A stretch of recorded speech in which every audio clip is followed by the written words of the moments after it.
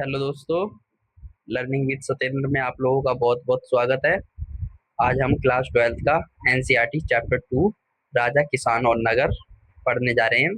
राजा किसान और नगर में हम राजाओं के बारे में, किसानों के बारे में, साम्राज्य के बारे में, जैसे मगध के बारे में, जैसे मगध का पुराना नाम क्या था, इसकी पहली राजधानी क्या थी, मगध किसे कहते हैं, 16 महाजनपद किसे कहते हैं, ये सब चीजें। महाजनपद किसे कहते हैं, जैसे जनपद एक होता है, उसमें बहुत सारे जिले जनपद और मिला दो तो वो बन जाता है महाजनपद। ठीक है, तो उन्हीं के बारे में हम पढ़ने जा रहे हैं। इसके एक एक नंबर वाले क्वेश्चन हम इस चैप्टर के करने जा रहे हैं। तो आइए शुरू करते हैं क्वेश्चंस। देखते हैं पहला क्वेश्चन। प्रश्न, महाजनपद कितने थे? 16 थे। यहाँ पर कितने महाजनपद थे? 16 महाजनपद थे। मगध की 16 महाजनपदों में प्रथम था मगध। 16 महाजनपदों में प्रथम था मगध। और थे बज्जित, कुरुचाल, पांचाल, अवंती। ये लंबी दूरी वाले थे। इन जो मगध महाजनपद थे, इनकी सबकी अपनी अपनी एक राजधानी भी होती है।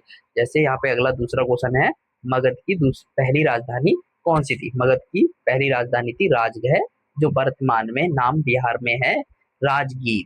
ये किलेबंद शहर है, चारों तरफ किलेबंद होता है। यहाँ पर कहा जाता है कि राजाओं का घर हुआ करता था। आगे अगला तीसरा क्वेश्चन, मगध की दूसरी राजधानी कौन सी थी? मगध की दूसरी राजधानी पाटलिपुत्र, वर्तमान में कहते हैं इसको पटना। मगध को कहते हैं बिहार, वर्तमान में मगध को कहते हैं बिहार। और मगध की दूसरी राजधानी बनी पाटलिपुत्र, जो वर्तमान में है पटना। अगला क्वेश्चन हमारा क्या है, मगध पंच चिन्ह सिक्कों को क्या कहा जाता था? Punch mark. पंच सिक्कों को क्या कहा जाता था? पंच मार्क सिक्के। पंच मार्क सिक्के। मेगास्थनीज किस देश से आया था? मेगास्थनीज आया था यूनान से। कहाँ आया था? मेगास्थनीज आया था यूनान से। कहाँ आया था? मेगास्थनीज आया था चंद्रगुप्त मौर्य के दरबार में। चंद्रगुप्त मौर्य के दरबार में आया था। ये उनका वो मंत्री था। किताब भी इसकी एक है जिसका नाम है शायद इंडिका। इंडिका पुस्तक किसने लिखी? इंडिका लिखी मेगास्थनीज ने। मेगास्थनीज को ना, मेगास्थनीज यूनान का एक राजदूत था जो चंद्रगुप्त मौर्य के दरबार में आया था। अशोक किस वंश का शासक था? मौर्य वंश का। मौर्य वंश की स्थापना होती है 321 ईसा पूर्व में, चंद्रगुप्त मौर्य द्वारा की जाती है। चंद्रगुप्त मौर्य ने घनानंद को हराकर मौर्य वंश की स्थापना की थी। आगे, अशोक के अभिलेख किस लिपि में लिखे गए थे? ब्राह्मी और खरोष्टी। जैसे इसका पहला टॉपिक है इस चैप्टर का, प्रियदर्शी। प्रियदर्शी यानी मनोहर राजा का नाम। जैसे इसमें पहला क्वेश्चन इस चैप्टर का बनता है, जैन प्रिंसेप कौन थे? जैन प्रिंसेप वह व्यक्ति थे, ईस्ट इंडिया कंपनी के अधिकारी थे।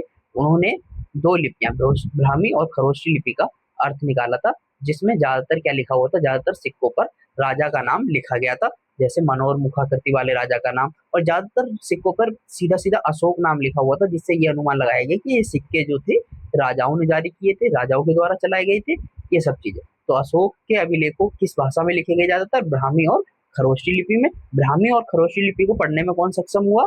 John James Prinsep. James Prinsep. Brahmi लिपि को सबसे पहले किसने पढ़ा? James Prinsep. देखो क्वेश्चन भी अगला यही, जेम्स प्रिंसेप ने पढ़ा।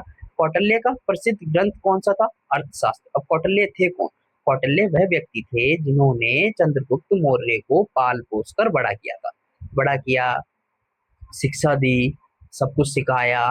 बाद में चंद्रगुप्त मौर्य ने इनका बदला लिया घनानंद ने। घनानंद ने चाणक्य को इनका कौटिल्य नाम दिया, चाणक्य नाम दिया। तो क्या किया था? घनानंद ने इनको अपमानित कर दिया था कौटिल्य। कौटिल्य को बहुत गुस्सा आया, तो कौटिल्य ने कहा मैं इसका बदला लेकर रहूंगा। तो कौटिल्य ने एक लड़के को पाला पोसा जो बाद में चंद्रगुप्त मौर्य बना।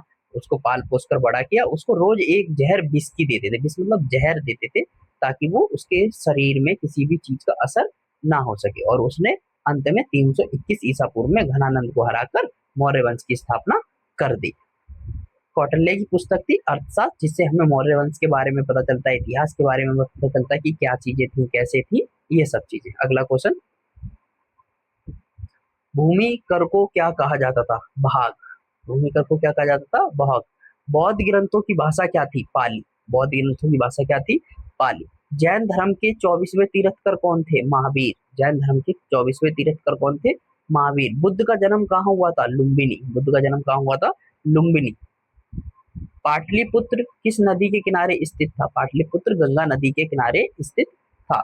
महाजनपद काल में प्रमुख शासन व्यवस्था क्या थी? राजतंत्र और गणतंत्र।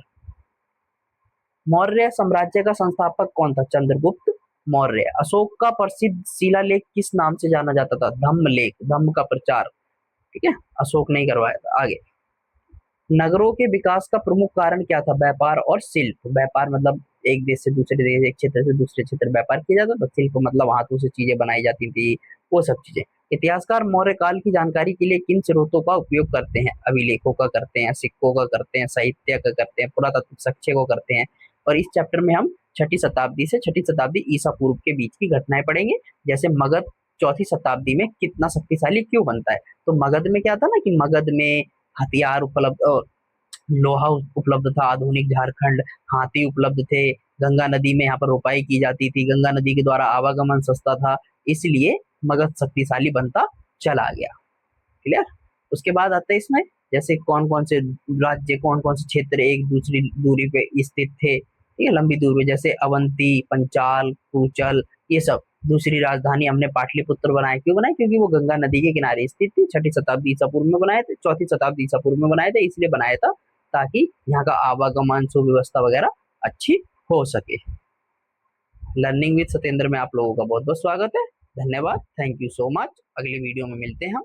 लाइक करिए, शेयर करिए और सब्सक्राइब करना ना भूलें।